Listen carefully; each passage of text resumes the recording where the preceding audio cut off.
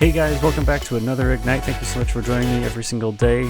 I really think reading the Bible and connecting with God and then connecting with each other through this digital medium really is helpful during this time, especially as I just heard from the governor's address that schools will be officially closed until the end of the year. So that's really hard for a lot of us. But I really think God is still in control, and especially this verse, Acts chapter 20, as we're reading it, I think it can be really helpful for us today. So the question that I actually had already prepared for this morning is, have you ever had to do the right thing even though it was costly to you? I think of one story back when I was a paramedic. I've told this before at youth group, and I'm not going to go into many details here due to time constraints, but one time I made a really big mistake and it affected hundreds of people, not to mention my patient. It was a life and death emergency mistake, super 911, super urgent. Literally, my patient's life was on the line. I ended up making a mistake, and I could have covered it up just to kind of save myself. I could have tried to do something else, but I decided in the moment that I needed to just own the mistake and do the right thing for the patient. And even though it was going to upset a lot of people and I was going to be put out there as the one who made the mistake, but I did it anyway, and that was the right call for my patient. They ended up making it to surgery. They ended up getting the best care that they could have, but it meant me being suspended without pay for almost an entire week. And that was a really hard decision, but what I had to do is that I had to prioritize what the right thing to do was and what other people's needs were over my own. And in Acts chapter 21, we have Paul doing exactly the same thing. Paul is on this mission to go to Jerusalem, and he is convinced that this is going to cost him his life. And people are trying to talk him out of it, but he is just convinced. And his friends essentially say, I can't stop you. And then they say this in Acts 21:14, the Lord's will be done.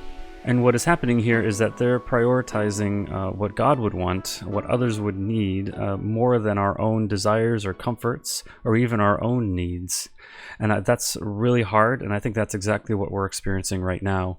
We're experiencing the sting. Like, we want to go back to school, like we want to hang out with people, we want to be with people, we want to have prom, we want to have graduation, we want to have just a normal life, and things are just so abnormal right now, and it's just really, really hard. But I would encourage you, I think we're doing the right thing.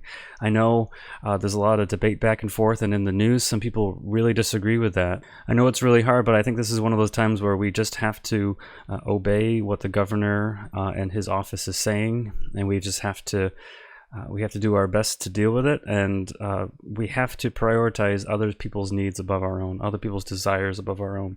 Even though if you're on the younger side, you might not even experience any symptoms of COVID-19, but we are all, as a society, sacrificing and staying at home, so it protects other people. It protects especially those with pre-existing conditions, and it protects those people that are older and just more susceptible to this.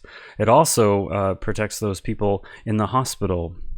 It doesn't overwhelm the whole hospital system. I think we're doing a good job. It's really hard, but I'm really proud of our state. I'm really proud to be from Massachusetts because I think we're doing the right thing. We're prioritizing other people's needs above our own, and I think that's the right call.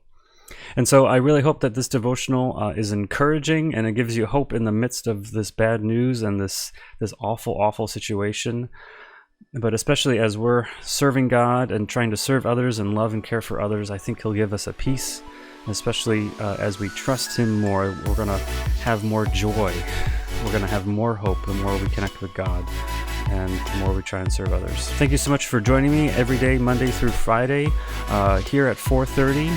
We're also not just posting to YouTube, we're posting to all different social media, so just follow us on whatever social media you like, if that's Facebook, Twitter, or Instagram. Our username for every social media is Chapel Cares, so just do a quick search and find us there. Until next time, talk to you later. Peace.